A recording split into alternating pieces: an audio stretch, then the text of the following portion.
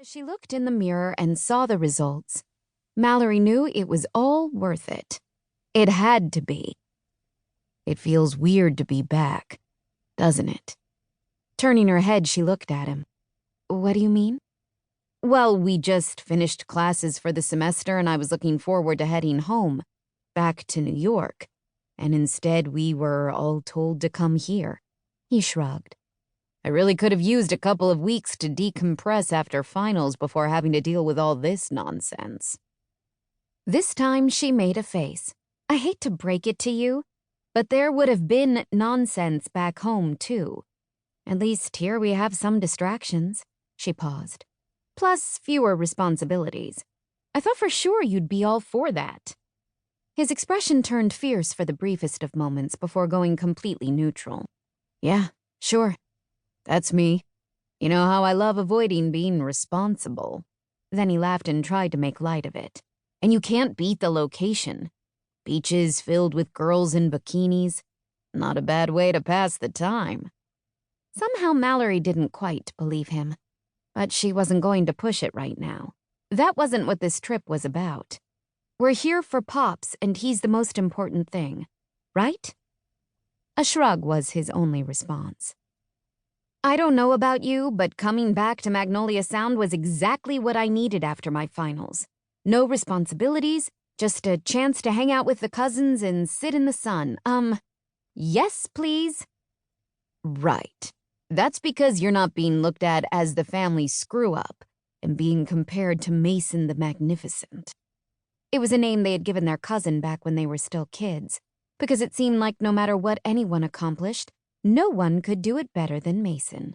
His parents, Sam and Mallory's Aunt Georgia and Uncle Beau, made sure everyone knew all about their gifted and talented son. It was enough to make you sick. For Pops, I think you can handle it for a few days, right? Their great-grandfather, Ezekiel, was celebrating his 90th birthday, and it's why they were all here on the North Carolina coast. There was going to be 3 days' worth of festivities celebrating his life, and the whole town was involved because Ezekiel Coleman was the last surviving original founder of Magnolia Sound. Quite an accomplishment. He not only outlived his own siblings, but his own children. Now all that was left were his 3 grandchildren, Susanna, Georgia, and Cash, and their families. And they were all currently on hand and ready to celebrate the life of the patriarch.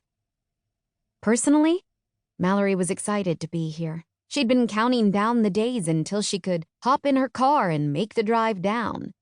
With school done for the semester and the summer, this was something that had become a tradition.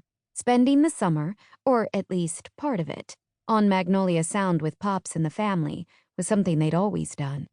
Maybe Sam was ready to be done with it, but she wasn't. Any chance I can skip out of here tomorrow? Sam asked, interrupting her thoughts. You know that's not possible.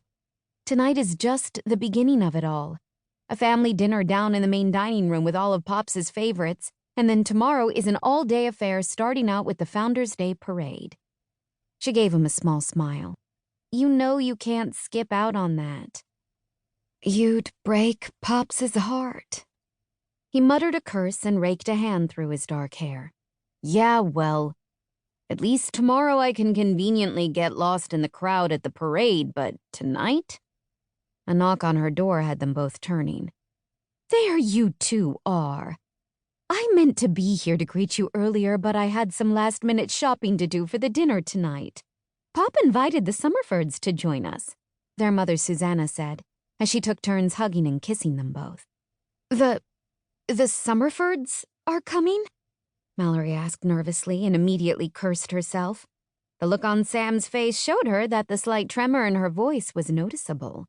Quickly clearing her throat, she added, I mean, that will be nice. The more the merrier, right?